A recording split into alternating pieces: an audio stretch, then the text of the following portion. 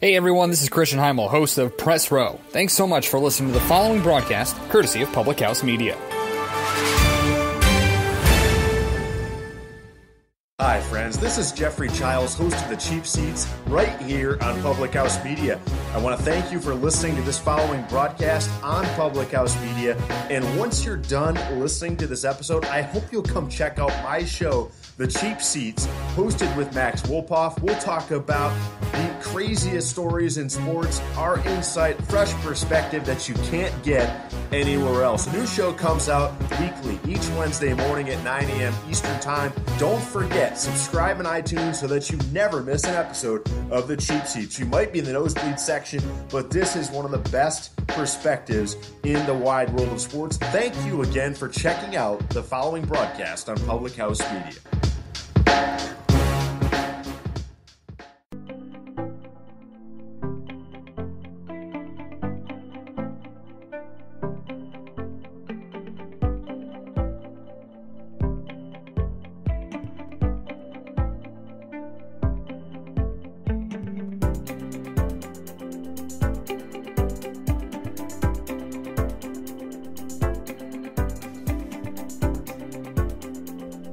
Hello everyone. It's a little bit dark. I think the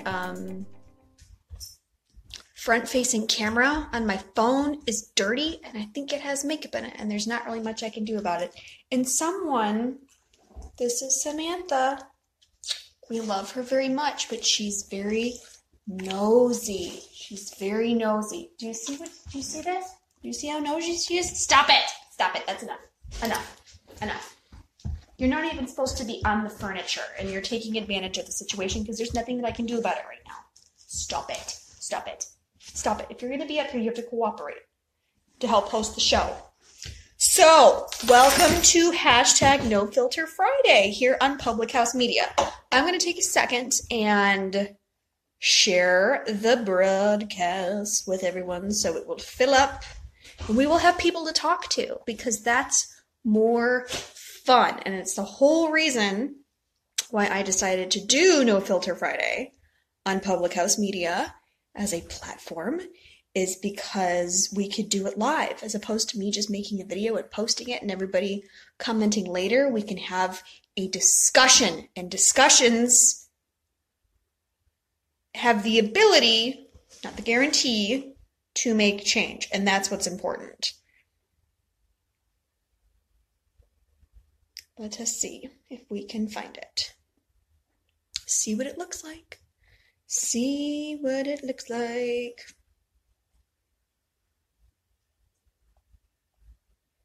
Nope, it's not up yet. It's so annoying. Oh, there's old #NoFilter Friday from last week. Let's see if it's in the videos. This is always an adventure. There it is. Let's see if we can share it. Let's see. See if I can share myself. Can I not? I don't know. Maybe I wonder if it's because I tagged my fan page on it. Maybe we can do that. Let's see. See if we can share it from the fan page.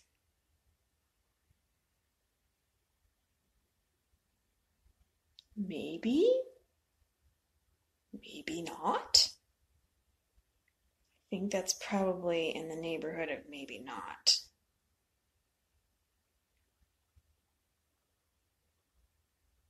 Maybe I can't share it because it's live, like I won't get the notification until afterwards. I think that might be the way this goes, unfortunately.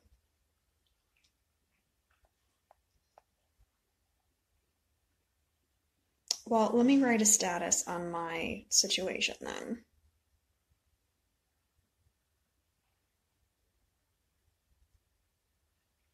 On @PublicHouseMedia.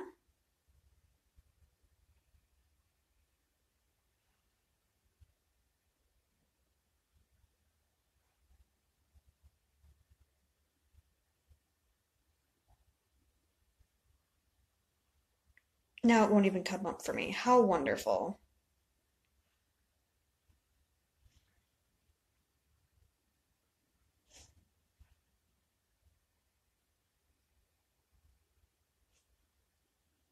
Publix comes up. The grocery store in Florida that I love so much. Public House Media. There it goes.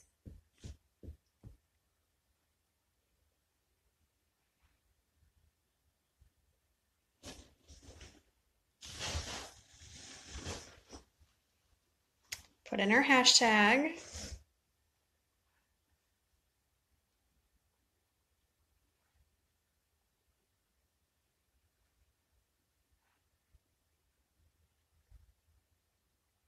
All right.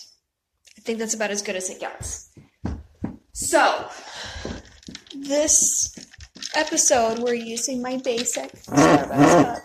Oh my goodness. Well, because I'm signed into the other one, makes a notification. Okay. Using my Starbucks cup that unfortunately has water in it, but there is plenty of proverbial tea to spill, so we're not going to worry about it too bad. That doesn't go up there. So, the 3 things that we are covering this evening, it's kind of a little bit of a mashup show. Samantha, could you stop beating that with your tail? That would be nice, because it's bad for the sound. Do you see what I have to deal with? This craziness. Can you just sit here and look at her. She also wants to be in the show. This is Samantha. You want to hold hands? No, you can't have my water. Okay, this is what happens when you... Really? Seriously? Stop it. Get down. Sit here and be a nice girl. Sit down. Paul's behaving better than you are. So rotten. Always wanting to be up in people's business. Yes, you are. I know. Thank you. So, the 3 things that we're covering are Evan Rachel Wood addressing Congress for sexual assault survivors, Ryan Seacrest sexual misconduct allegations, which are hilarious, and I want to just spill so bad, but we're going to get through the juice first, and then we're going to go for that. And then, what's happening with the Weinstein Company? I got a really interesting email on Thursday, from SAG, with a little pro tip. If you've worked for the Weinstein Company and you have either checks written to you or money owed to you or X, Y, and Z, so that's kind of fun. And then another announcement on that. So let us talk about this Evan Rachel Wood situation. Wood, Marilyn Manson's ex, testimony before Congress. And unfortunately, it's being kind of overshadowed by the Ryan Seacrest situation. Or maybe that's just in town. Maybe, throughout the rest of the country and or world, more people are interested in that because Evan Rachel Wood is on Westworld right now. So that's, a big show that's going well. Okay. So here is the Time article. There's Rachel there testifying before Congress with other people. She did not do this by herself. She was with a group of other people. And can you see it on there? The title of the article, I truly felt like I could die. Evan Rachel Wood details her rape and torture in testimony to Congress. Evan Rachel Wood is speaking out about her personal experiences with sexual assault and push for increased legal protections for abuse survivors. That's what this whole panel addressing Congress was for new protections and or rights for people that have survived any kind of sex crime and their perpetrator has been convicted. The West, which is very hard to do, by the way.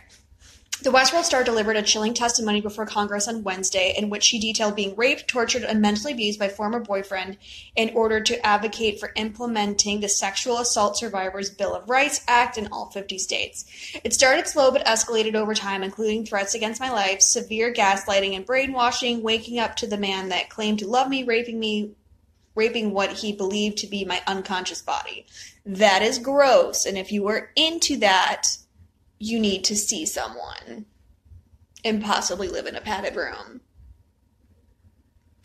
She told the House Judiciary Subcommittee, according to People, the magazine, and the worst part, sick rituals of binding me up by my hands and feet to be mentally and physically tortured until my abuser felt I had proven my love for them. Oh my God, this is so gross.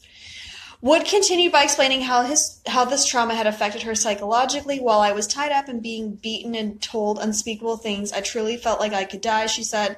Not just because my abuser said to me, I could kill you right now, but because in that moment I felt like I left my body and I was too afraid to run. There is some sick, demonic people in this town. And this is part of it.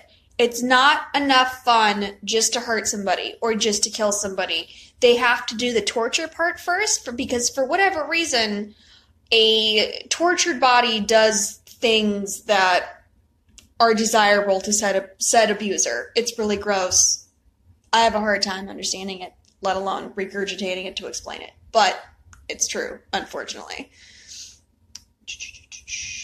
The 30-year-old actor went on to say that she had also been raped by a different abuser later in life. Because of this abuse, when I was pushed onto the floor of a locked storage closet by another attacker, after hours at a bar, my body instinctively knew what to do. Disappear, go numb, make it go away. And that is a description of a lot of people that if you talk to somebody who's been raped or molested or whatever, and there's nothing that they could do about it in the moment. There's no way they could fight back. They just had to deal with it. They will tell you that their mind went somewhere else, and it's kind of a mind control way to split someone's personality. Let me go back to here. Disappear, go and make it. Wood said, being abused and raped previously made it easier for me to be raped again, not the other way around. The Sexual Assault Survivors Bill Act ensures that survivors are given free rape kit tests after their assault and then informed of the result and notified 60 days prior to the destruction of the kit, with the option to preserve all evidence through the statute of limitations, which is great because the rape kit backlog will disgust you. Mariska Hargitay from Law & Order has a foundation called No More, and there's another one in there too. But that's what they deal with mostly, is paying to test rape kits that are sitting on the backlog.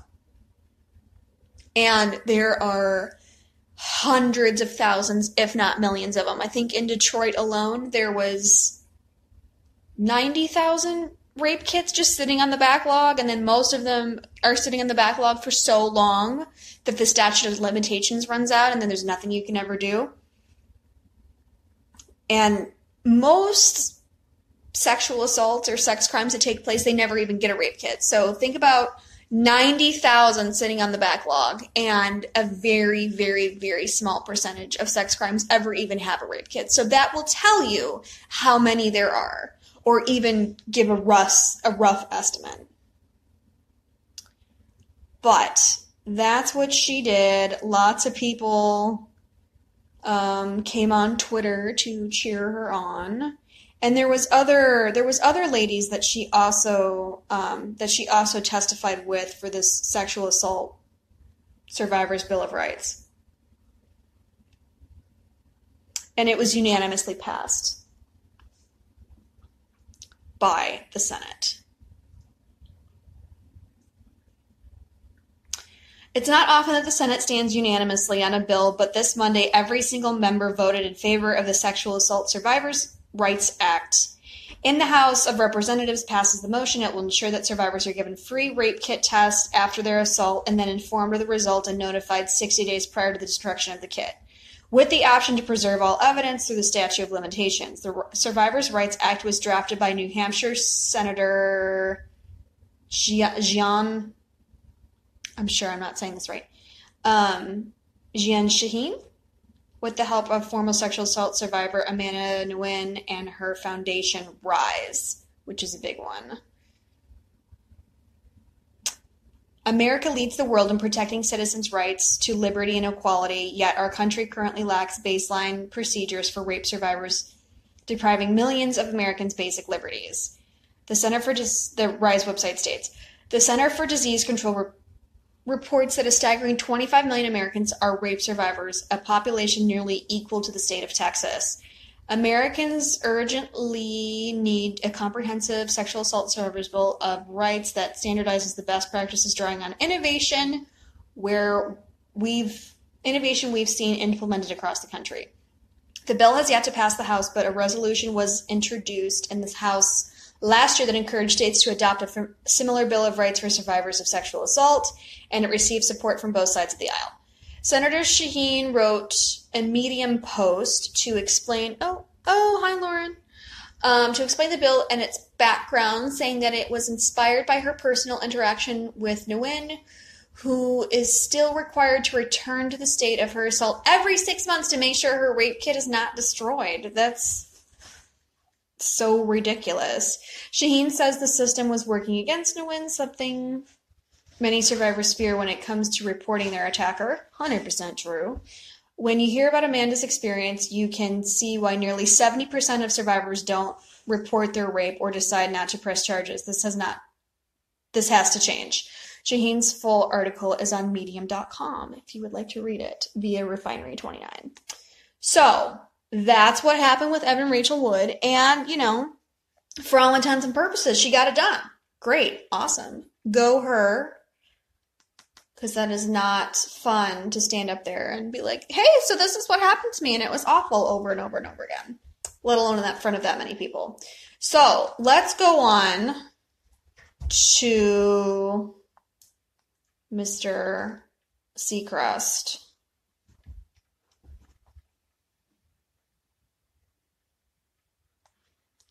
Because this is hilarious. All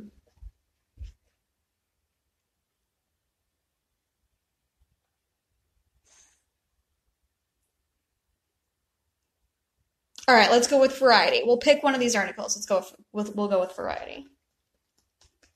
Samantha, how do you feel about Variety? Tell me. Do you read it? Do you love it? Thank you. Okay, that's enough. This is not what I planned for a show. You need to get down. Put your tongue back in your mouth and get down. It's not that kind of show, you weirdo. Sit down. All right, here it is. Enough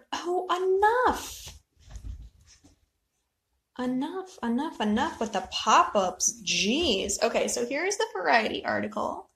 Ryan Seacrest, stylist, reveals abuse and harassment allegations. Exclusive by Daniel Holloway. Susie Hardy, a single mother with a preschool-age daughter when she landed a job as Ryan Seacrest's personal stylist for E! News in 2007. The position provided good pay and a schedule that would allow her to pick up her child from school most work days. But according to a November letter from Hardy's attorney addressed to cable channel E!, its corporate parent NBC Universal, and Seacrest, the job became an ordeal as Seacrest subjected Hardy to years of unwanted sexual aggression, grinding his erect penis against her while clad only in his underwear, groping her vagina, and at one point slapping her buttock so hard that it left a large welt still visible hours later. Hardy claimed she endured the abuse for years out of concern over being able to provide for her daughter, and the situation only ended in 2013 when, after reporting Seacrest's actions to human resources executives, her employment ended. The Variety exclusively obtained a copy of the November letter and spoke on multiple occasions to Hardy and her attorney. In the letter and in exclusive interviews with Variety, Hardy described in detail numerous incidents of harassment and assault allegedly perpetrated by Seacrest over the years she was his stylist.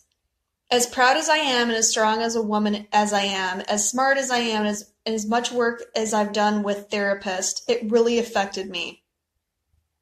Hardy told Variety of the abuse she said Seacrest subjected her to. Seacrest has repeatedly denied Hardy's claims. The November 10th letter from Hardy's attorney, Howard King of King's Homes Paterno Serrano LLP, asked Seacrest and E! News to come up with a plan to address the treatment of all women at the networks and to take responsibility for the wrongful treatment of Hardy, and threatened more formal action if the requests were ignored. On November 17th, Seacrest took the allegation public, announcing a statement that E! was investigating a misconduct complaint against him made by someone that worked as a wardrobe stylist for me nearly a decade ago at E! News, and called her claims reckless allegations. His statement effectively outed Hardy, who was known to those close to Seacrest and within E! as a longtime stylist. 3 months later, E! issued a statement saying that the investigation had concluded and found insufficient evidence to support the claims against Seacrest. The investigation was conducted by an outside counsel hired by NBC Universal. Total exasperation was my definite feeling when I heard about it. Hardy, who was interviewed 3 times by independent investigator, told Variety. I felt like by the 3rd interview, it was obvious the investigator was whitewashing it for Seacrest's side. Hardy claimed that the investigator never contacted 4 witnesses she had referred him to who could corroborate elements of her story. E.'s investigation was extremely comprehensive and thorough, an E! spokesperson told Variety. Over the course of a 2-month process, our outside counsel interviewed more than 24 people. Hang on, let me get rid of that.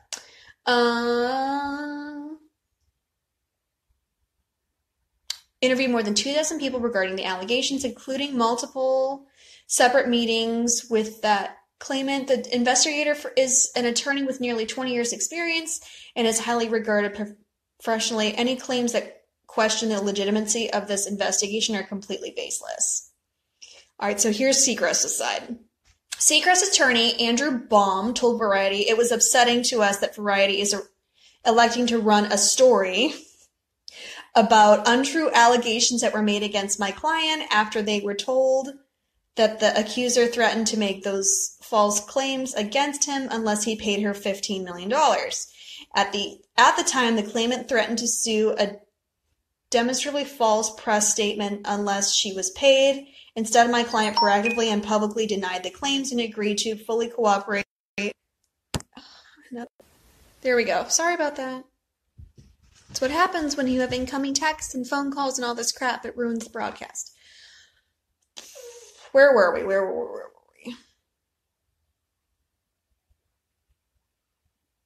Instead, my client proactively and publicly denied the claims and agreed to fully cooperate with E!'s investigation about the matter. Baum continued, on January 31st, the network notified us that their independent third-party investigation had concluded and there was insufficient evidence to support her claims, effectively clearing my client's name. It's telling that after my client refused to pay her money and the E! investigation resulted as it did, that she is now coming forward to share her debunked story to the press. That's not the problem, David. It's really not. It's just yakking. It's really not that serious. Hardy became Seacrest's personal stylist on E! News in 2007. She lived across the street at the time of Seacrest's personal assistant and had worked with the host previously on Vanity Fair's shoot with Seacrest and the American Idol cast. Hardy said that the Seacrest assistant approached her about the job, which would provide steady pay and regular hours, 10 a.m. to 2 p.m. daily. As a single mom, Hardy considered it a godsend. I couldn't believe it was happening, Hardy told Variety. Of the moment when she was offered the position, I didn't have to worry anymore. I was going to get a regular paycheck every week. The letter from Hardy's attorney described the bond shared by Seacrest and his team. At the time, Hardy began styling the host as family-like. According to Hardy, Seacrest's assistant took an interest in her. The 2 women attended parties, concerts together. Seacrest's assistant would inquire often about Hardy's personal life. Those questions allegedly gave way soon after to hints from the same assistant that Seacrest was interested in her romantically. This is where it gets funny, but I'm going to hold it in for just a little while longer. We're almost done here. Oh my gosh, this is a super long article. Maybe we shouldn't have done Variety. Maybe not.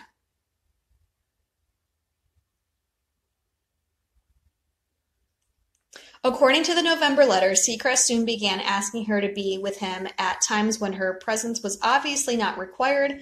On multiple occasions, Hardy said she traveled at Seacrest's request to his home to dress him and also to the American Idol set. Those are not uncommon requests. I'm not Ryan Seacrest, and stylists come to me all the time. It's just more convenient.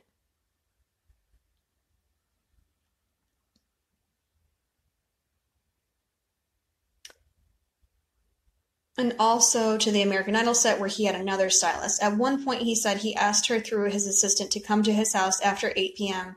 to tie a necktie for him, a request Hardy refused. She said that when she expressed to Seacrest's assistant concern about the propriety of going to the host's house alone in the middle of the night, the assistant encouraged her to bring her young daughter with her as a form of protection. Okay, that's weird, but 8 p.m. is not that late. Okay, fine. Hardy claimed via the November letter that by the end of her first year working at E, that Seacrest's assistant was often telling her about the host's interest in her, saying he is really into you, he has a crush on you. Hardy said that she declined Seacrest while prepping for the 2007-2008 New Year's Rockin' Eve special to take a nap with him. According to the letter, Seacrest's behavior became more physical and aggressive, beginning with an incident that took place in his E dressing room. Hardy said in an interview that the event took place in 2007, which Seacrest, while wearing only underwear, wrapped her in what the letter described as a bear hug and did not let her go until the assistant walked in. The letter claimed that while working for Seacrest, he hugged her in his underwear more than 10 times. Hardy said in the interview that early in her tenure, Seacrest would often give her gifts that felt excessive, such as a $1,000 spa gift card. The man's got like 10 jobs. Like, that's probably not that excessive to him. On another occasion, he said Seacrest, sitting in the director's chair in his underwear, told Hardy, who was alone with him in his dressing room, "I just don't think you're attracted to me," to which Hardy said, I'm attracted to my paycheck. That's a great line, by the way. She described Seacrest as a near tearful during the exchange. "I don't know how to deal with it," she told Variety. I really didn't. I was battling finally being in a decent financial position to breathe and be a mom, and I didn't have to be freaking out all the time and then dealing with infantile celebrity person who was testing me on every level and manipulating me and knew that I was in a vulnerable position. Okay, so this is an incredibly long situation, but I will tell you what I know.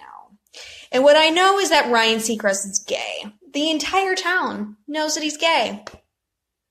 This whole town. He's gay. Every chick that he's been with is weird. I'm not saying that he didn't hug her in his underwear, because we do weird things around here, but the thought of Ryan Seacrest being so into a girl it's baffling to me. So I feel like if you're going to try to get $15 million out of somebody, maybe check which team they're playing for first. Just a thought. But I've seen that before. I have seen poor due diligence before. At Dan Blazarian's birthday party a couple years ago, it was a gigantic party. Stevie Aoki was, playing, and there was the house was just packed. Blazarian has this house up on the Bird Streets, and it was just nuts. Like, there's a giraffe in the driveway for petting and photo purposes, and there's, mermaids in the pool, and, girls in metal outfits pole dancing and, bedazzled, Home Depot, Dremel tools, making sparks everywhere. It was nuts. And it was, a weird batch of characters. Andy Milonakis was there, and, a bunch of chicks, and, randos. And then, all of a sudden, half the cast of Fast and the Furious showed up. And that's when there was, a little party in Dan's bedroom. Which, and Dan Bilzerian land was very PG. And it was really funny because I was like sitting in his bathtub with clothes on. There was no water in there. And just hanging out and talking to people, whatever. All these girls are like grouping on Vin Diesel. It was also gay. That is not your water, Samantha. It's not. Stop it. She just needs love. She just does. And I'm like, really? Like, you don't know any better than to like if grouping on famous dudes is like your jam, then I feel like you should do your due diligence, you know? Because why go barking up the wrong tree? Like, it's pathetic enough not barking up the wrong tree, but doing it while you're barking up the wrong tree is just it's just laughable. Like, come on. So I got this really fun. Are you just going to sit there like that? That's enough. Stop it. Stop it. Put your tongue in your mouth. Enough. Stop it. Stop it. Stop. I got this really fun email from SAG the other day. Let me find it for you. Samantha, sit down. Quit beating your tail on stuff and sit down. Be a nice girl. Yes, be a nice girl. Hang on, let me find my SAG email.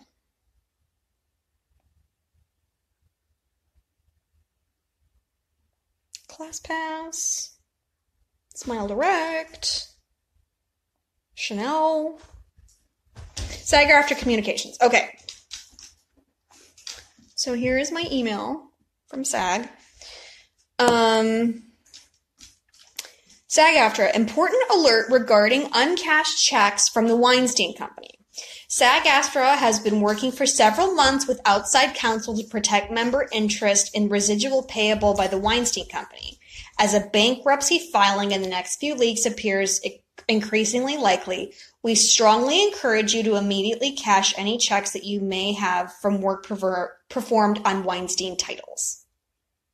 SAG-AFTRA. So yes, if you are a person out there that has some Weinstein money owed to you, I would probably get on that. But what's even more interesting about that is that apparently an investor group has decided to purchase the Weinstein Company, and they are supposedly setting aside money from the purchase of the Weinstein Company to help women who have been affected by Harvey and Bob. If that's actually true or not, I don't know. But at the same time, though, I'm not saying that Harvey Weinstein didn't do these terrible things, because he most certainly did. But it makes me wonder if, like, there was some juice in there to topple the Weinstein Company. And because now there's money exchanging, and where there's money exchanging, there could be nefarious activity. That's all I'm saying.